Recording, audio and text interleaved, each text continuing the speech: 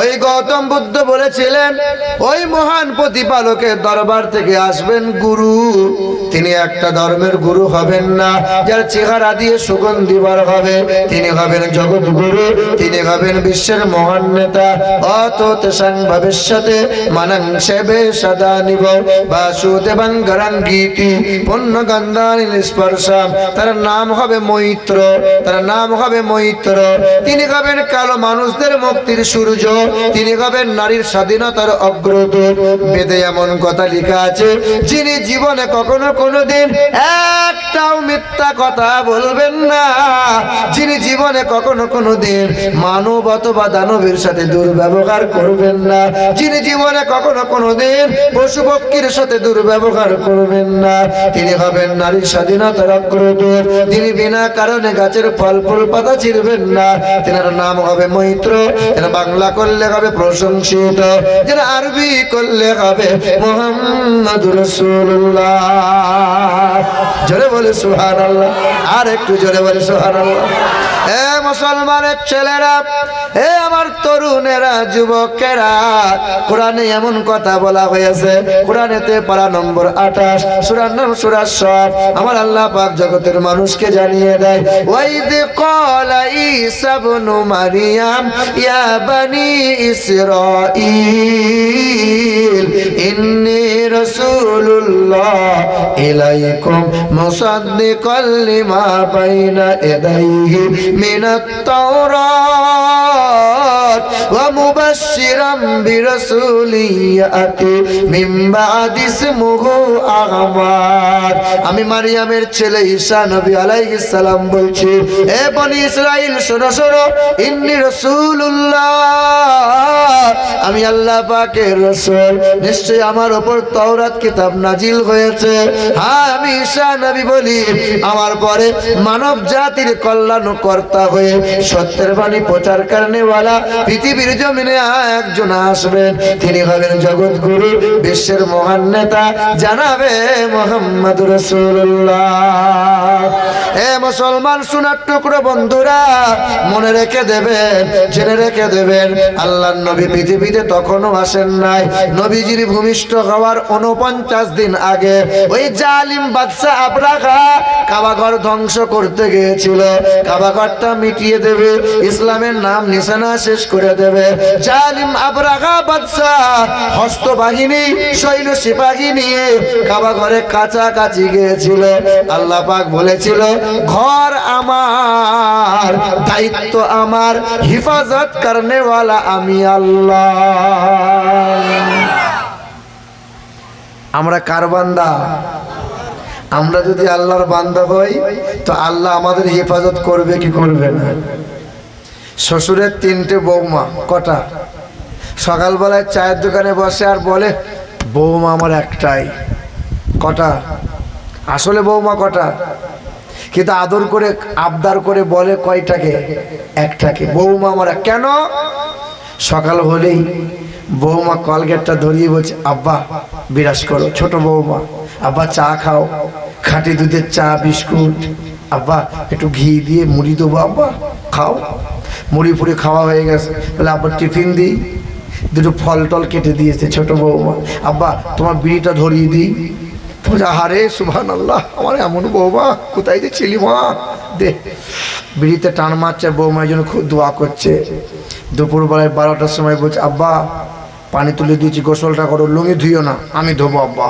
ছোট বৌমা খাবার খাওয়াচ্ছে, খুব সেবা যত্ন, বারবার শুধু বলে বৌমা আমার একটাই। কটা? আর দুটো বৌমা যে আছে ফুলে মুগুর হয়ে যাচ্ছে, শ্বশুর আমাদেরকে দেখতে পারে না, ওরা তো গলা পর্যন্ত খায়, শ্বশুরের খোঁজ লাই না। হ্যাঁ, বৌমা দেখে, বৌমা সেবা করে, তাই বারবার শ্বশুর বলে বৌমা আমার একটাই, বৌমা একটাই। কেন? শ্বশুরের কথা মতো চলে, শ্বশুর যেটা বলে সেটা মানে। আচ্ছা বলুন, শ্বশুরের সামনে যদি বৌমা কোনোদিন কখনো মারা যায়, এ শ্বশুর বৌমা বলে কাঁদবে না নিজের মেয়ে বলে কাঁদবে? আহারে, মেয়ে বলে কাঁদবে, এমন একটা মেয়ে চলে গেল। এ বাবা, আমরা সবাই কার বান্দা? সবাই দাবি করছি কার বান্দা? বলেন কার বান্দা? আচ্ছা, তিনটে বৌমাই দাবি করেছিল আমরা হলাম তিন বৌমা, কিন্তু শ্বশুর কটাকে বলেছিল আমার একটাই বৌমা? কটা? আল্লাহ সবাইকে বান্দা বলে ডেকেছে। তুমি তো দাবি করছো আমি আল্লাহর বান্দা, আল্লাহ ডাকলে তবে তো তুমি আল্লাহর বান্দা। হ্যাঁ, আমার আল্লাহ পাক রব্বুল আলামিন জানিয়ে দেন, ইয়া আইয়ুহান নাফসুল মুতমাইন্না ইরজিই ইলা রাব্বিকি রাদিয়াতাম মারদিয়া ফাদখুলি ফি ইবাদি ওয়াদখুলি জান্নাতি। আমি বান্দাকে যেমন চলতে বলি আমার বান্দাটা তেমন করে চলে, আমি বান্দাকে যেমন খেতে বলি বান্দাই আমার তেমন করে খায়, বান্দাকে যেমন শুতে বলি বান্দাই আমার তেমন করে শোয়। ইয়া ইবাদ লা খাউফুন আলাইকুমুল ইয়াওমা ওয়ালা আনতুম তাহজানুন। কোরআনেতে পারা নম্বর 25, সূরার নাম সূরা যুখরুফ, লাইন নম্বর 6, আয়াত নম্বর 68। আমার আল্লাহ পাক জগতের মানুষকে জানিয়ে দেয়, ইয়া ইবাদ, আমার বান্দা হলো তারা সুদের কারবার করবে না যারা, আমার বান্দা হলো তারা মদের আসরে জুয়ার আসরে বসবে না তারা, আমার বান্দা হলো তারা নামাজ থেকে দূরে সরে যাবে না তারা, আমার বান্দা হলো তারা বাপ মাকে কষ্ট কোনোদিন দেবে না তারা। সারা জীবন উলামারা ওয়াজ করে গেল, বাবা ওলিদের কোনো ভয় নাই বাবা, পীর ফকিরদের কোনো চিন্তা নাই বাবা, কিন্তু আল্লাহ পাক কোরআন শরীফে 25 জায়গায় বলেছেন, ইয়া ইবাদ, আমার ওই বান্দাদের কোনো ভয় নাই, লা খাউফুন আলাইকুমুল ইয়াওমা ওয়ালা আনতুম তাহজানুন।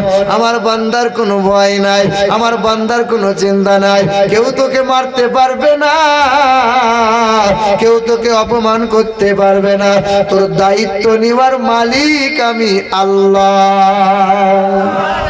কাবা ঘর কার? ওই কাবা ঘর ভাঙতে গেল জালিম আবরাহা বাদশাহ, আল্লাহ বলে দায়িত্ব আমার, দুনিয়ার কোনো মানুষকে লাগবে না, আল্লাহ পাকের ফেরেশতাদের সহযোগিতা আমি আল্লাহর লাগবে না। যখন বাদশাহ কাছাকাছি হয়ে গেল কাবা ঘরটা ভেঙে দেবে, কাবা ঘরের নাম নিশানা মুছে যাবে, সেই সময় কি করেছিলেন আমার আল্লাহ পাক? ওই আসমানের উড়ে যাওয়া ছোট ছোট আবাবিল পাখি পড়েন নাই, আলাম তারা কাইফা ফাআলা রাব্বুকা বিআসহাবিল ফিল, ওই হস্তবাহিনী। এই সূরার সালে নজুলটা বলছি, এ মুসলমান সোনার টুকরো বন্ধুরা, আমার নবীজির 49 দিন জন্ম হওয়ার 49 দিন আগে ঘটনাটা ঘটে যাচ্ছে। ফ্যানটা ঘুরিয়ে দেন, গরম লাগা ভালো, ব্যস্ত ওই দেন। এ বাবাজিরা ভাইরা আমার, এ সোনার টুকরো বন্ধুরা, এ আমার সুধী মানুষের, আমার মায়েরা বোনেরা, মায়েদের জায়গা করা আছে? মায়েদের জায়গা করা আছে? আচ্ছা, মায়েরা দেখতে পাচ্ছে নাকি? আমাকে দেখতে পাচ্ছে না তো?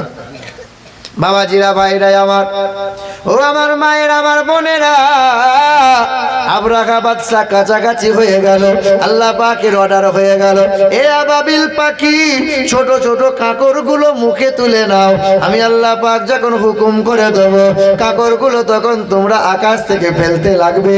5 গ্রামের কাকড়টা যখন আল্লাহ পাকের অর্ডার হয়ে গেল আর পাখিরা ফেলে দিল, 5 গ্রামের কাকড়টা 5 কুইন্টাল আল্লাহ বানিয়ে দিল। তামাম হস্তবাহিনী জালিম আবরাহা বাদশাকে আমার আল্লাহ ধূলিসাৎ করে দিল, জাহান্নামে পাঠিয়ে দিল।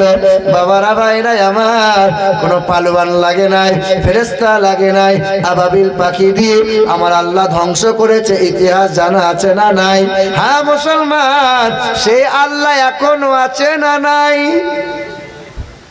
কিছু কিছু মানুষ বলে কবেকার আল্লাহ, বুড়ো হয়ে গেছে। জোরে বলো নাউজুবিল্লাহ।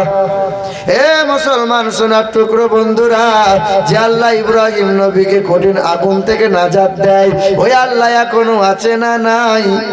যে আল্লাহ ইউনুস নবীকে মাছের পেট থেকে উদ্ধার করে দেয়, ওই আল্লাহ এখনো আছে না নাই? যে আল্লাহ নূহ নবীকে মহাপ্লাবন থেকে নাজাত দেয়, ওই আল্লাহ এখনো আছে রে বাপ, এখনো আছে। আইয়ুব নবীকে আল্লাহ শিফা দেয়, ওই আল্লাহ পাক এখনো আছে। এ মুসলমানের ছেলেরা, আমার সোনার টুকরো বন্ধুরা, আজ ফিলিস্তিনের মাটিতে মুসলমানগুলোকে অত্যাচার করা হয়।